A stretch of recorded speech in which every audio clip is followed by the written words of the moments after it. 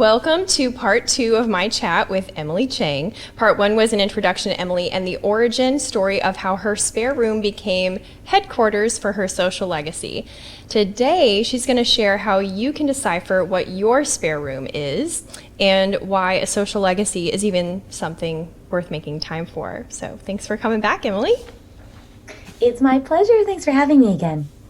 So when I was thinking about how the listener might be feeling listening to this, I imagined, working people who have lots of responsibilities and them feeling so inspired by your story and how you live your life, but also having that little voice in the back of their head saying, oh man, this is going to be one more thing for me to do. So can you start by explaining how taking the time to discover your social legacy and then making the commitment to live it out is not another to-do list, but instead something that is life enhancing? Oh, that's a huge question. Yes. I'm going to start with a conversation that I have all the time with people that I mentor. You work for 10 years, maybe 20 years, and you get to a point where you've kind of achieved what you wanted, whether it's the house, it's the marriage, it's the title, it's the pay, right? And then you get to that point and then, you call Emily and you're like, is this all there is? Like, I kind of thought there'd be more. And I started thinking about this just maybe 3 years ago. It's like, of course, there's more. There's so much more. But how do we help people realize there's more before you get to that point? And then you're super let down. And then you start doing this soul searching, right?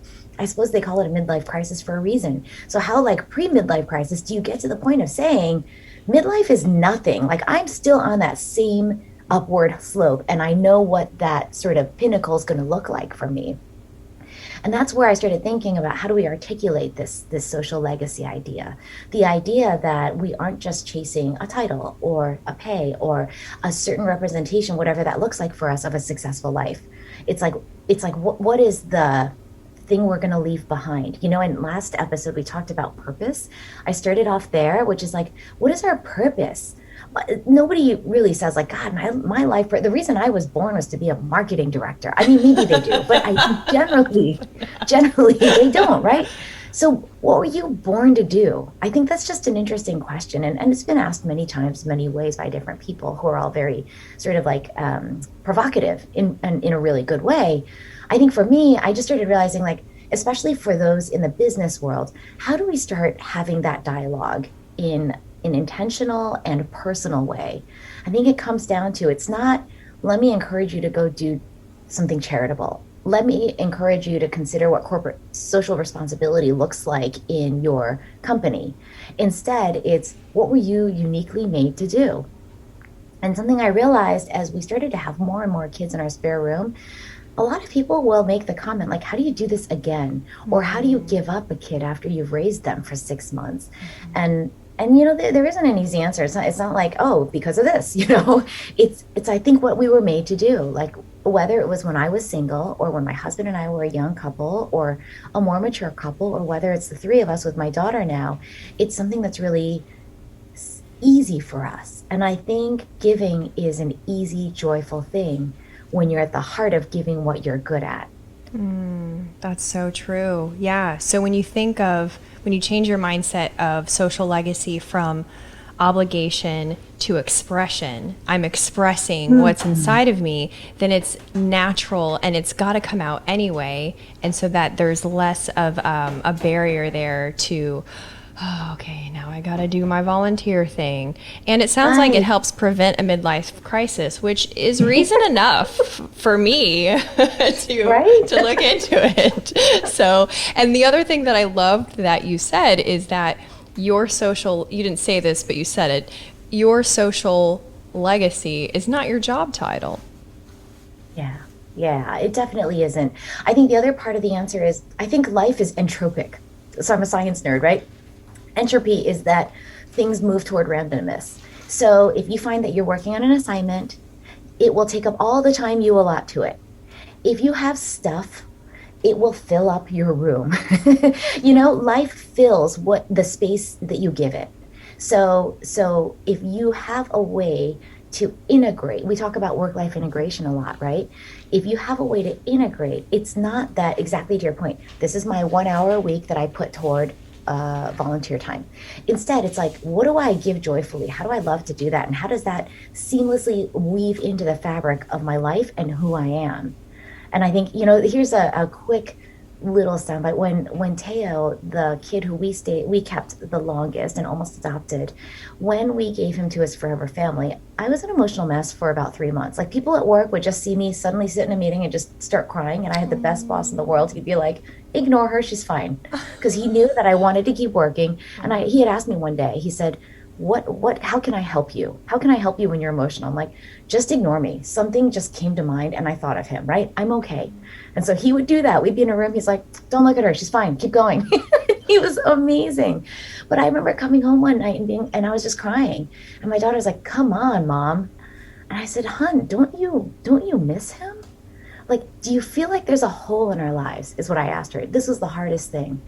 And she looked at me kind of quizzically and she went, no, because we're like jeggings. Because jeggings were like our favorite article of clothing at the time, jeans/leggings. And I was like, how are we like jeggings, Lainey?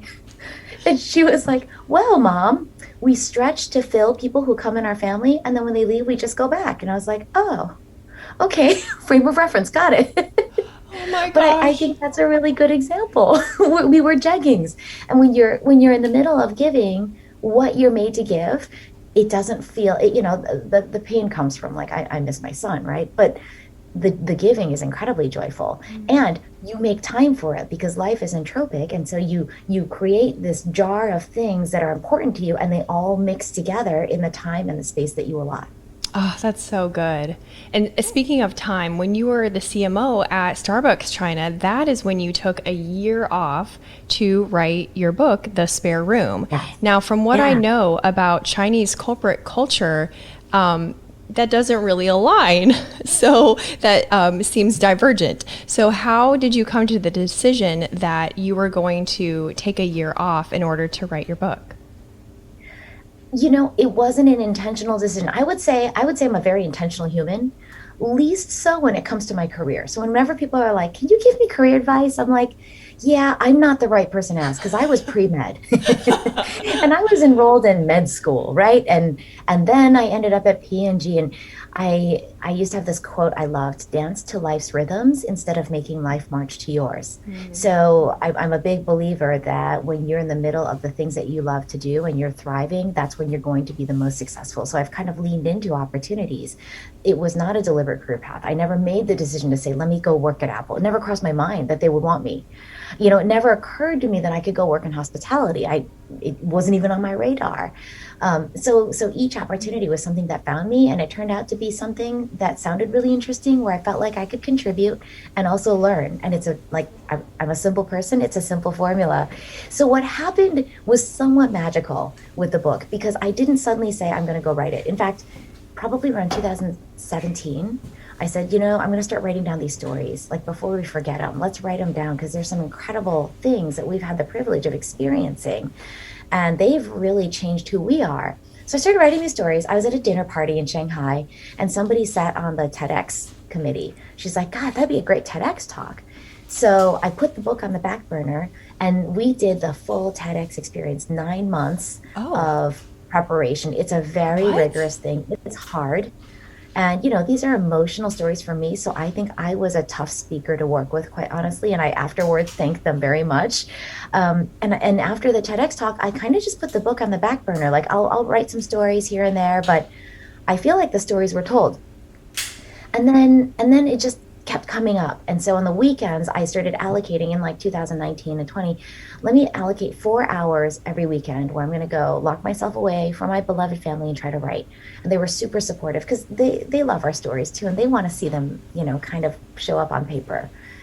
Okay, so that's what I was doing with the book, and just thinking, let's see what happens. If it doesn't turn into a book, it's totally fine. Let's just write down the stories. Maybe we'll just like post it on a website or something.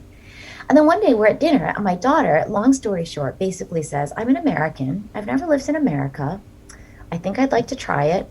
I also heard you and your girlfriend saying that middle school years are super awkward. I'm going to get glasses and braces.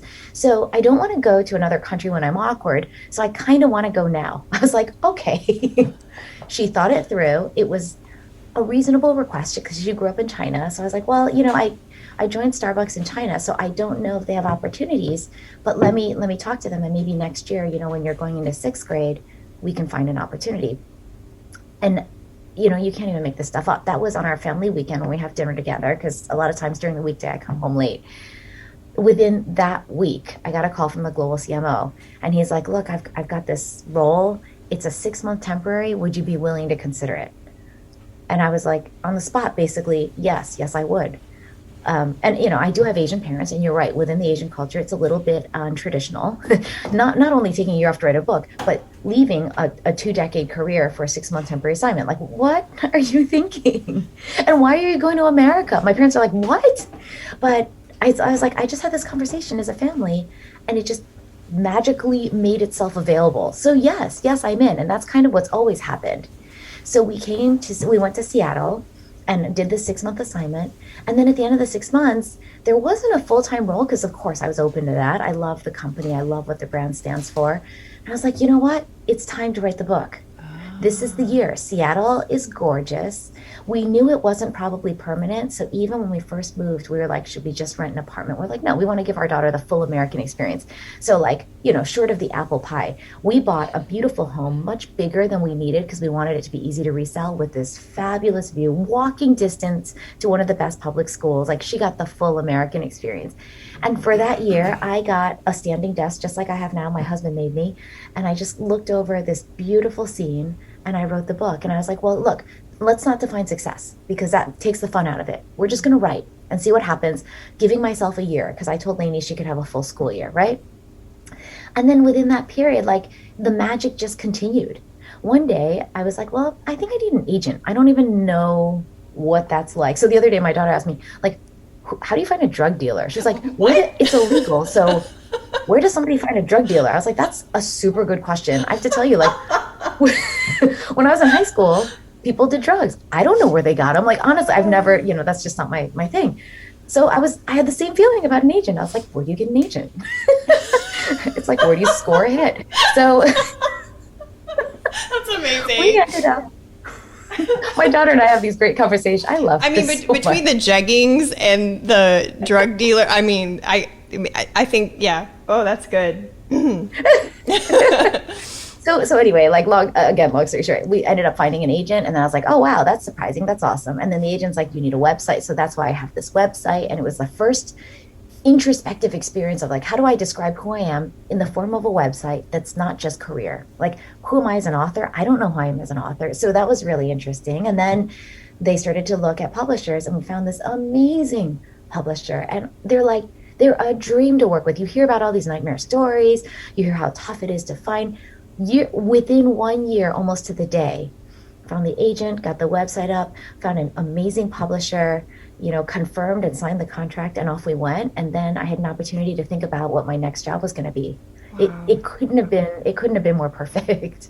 This is so opposite of what I expected your answers to be, but I'm so delighted, because it's challenging my pragmatism. I tend to be so like, okay, robotic, now we go on to the next thing, and thinking, that is, well, honestly, it's a bit of OCD, but that's a different subject for a different day. But I'm really inspired by the value that you not only hold for leaning into your intuition and you basically follow the trails that life leaves you. You are a good listener. You listen to Lainey and what she said about, I think I want to go live in America. And you're like, okay, let's, you didn't go, nope, that's not on the agenda. We can't do that. Mm-hmm. And there's so much lesson to learn there.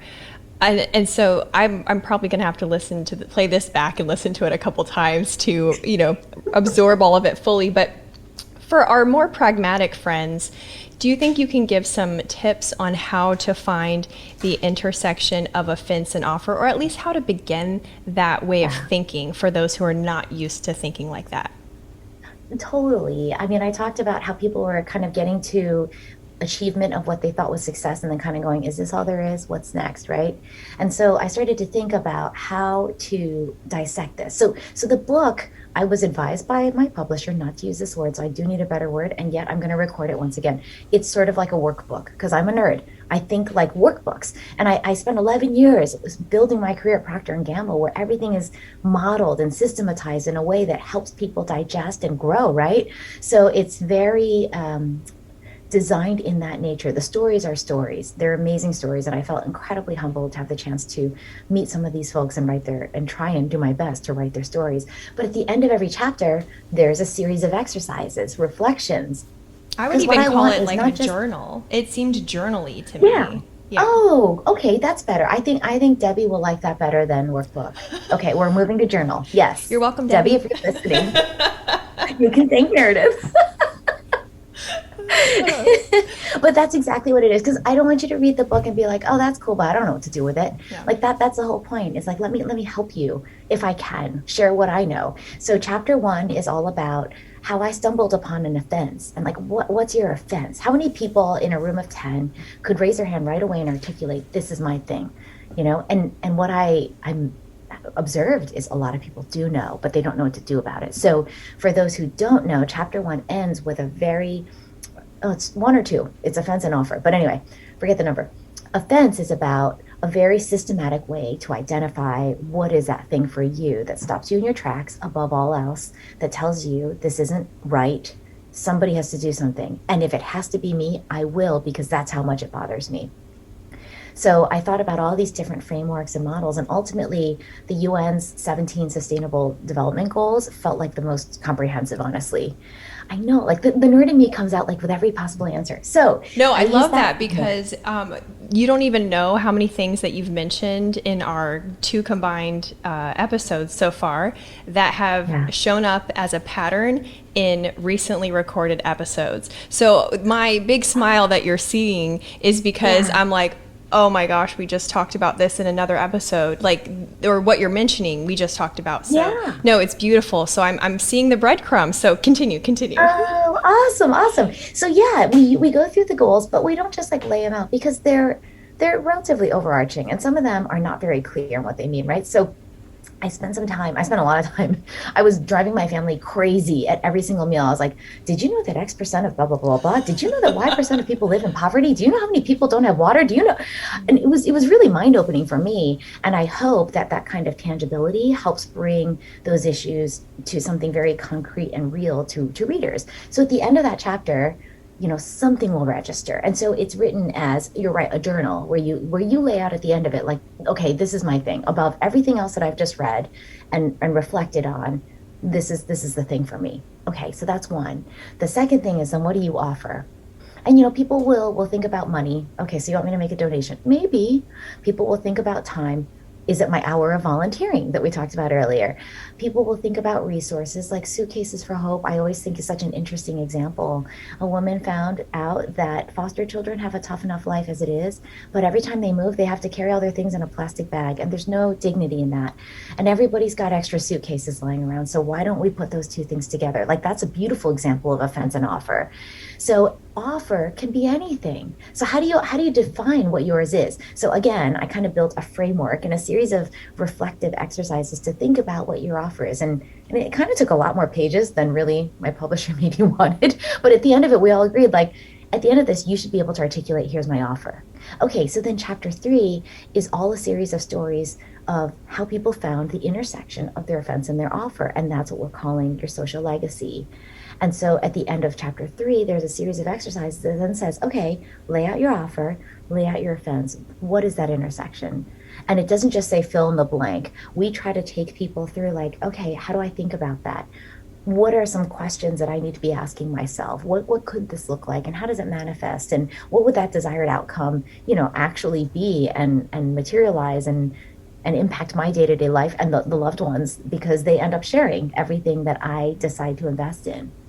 So what you could offer could take on many forms, and you have to Mhm. decide which one is best for you and your family. Yeah, like I'll give one quick example. Tara is one chapter, and her chapter is called A Voice for the Voiceless. She was the lead singer of Kuza for Cirque du Soleil. Her voice is phenomenal. I talked to her and I'm just mesmerized, and I'm like, I sound like a cartoon character when I talk to her. She's amazing and elegant and polished. She lends her voice. That's her thing. She has an amazing voice. She's used it all her life. It's her career. And when there was an offense that struck her, she realized that what she has to offer is her voice. So she lends a voice to the voiceless, completely pivoted, left Cirque du Soleil after nearly a decade, and created a new thing. And not every story means you have to go completely pivoting and doing something completely new. She's just an example of like, wow, you wouldn't think your voice would be your offer, but there it is. And other people, it's their skills, or it is their unique blend of character. Like for me, I think it's probably my unique blend of I love giving. I think I'm blessed with the gift of hospitality because it's not hard for me. I love having people over. I don't mind the mess. I don't mind like, opening. I almost took someone's eye out with a champagne bottle last weekend because I was just unwrapping the metal and I hate things that pop. You know how like Iron Man says he hates to be handed things? I just quoted Marvel. Yes, I did. I hate I hate things that pop. It's like my one, if I had a phobia, that would be it. So I hate opening champagne. So I normally undo the foil and then I hand it to somebody. And the whole thing just exploded as soon as the metal came open. And I lost a year of my life. And I almost killed somebody with the cork. But like, none of that mess bothers me because it's super joyful to have people in our home.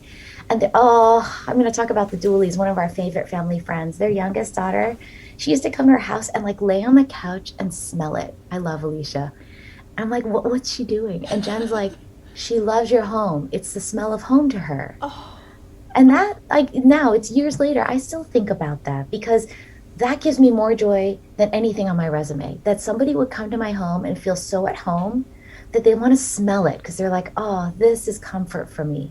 And that's actually the intersection of my social legacy. Oh, I didn't plan that, but that was like a super good segue, which is, which is like comfort for the spirit. That's what we call it. We want our spare room to be a comfort for the spirit of all of those who need wellness and time to heal for their own spirit.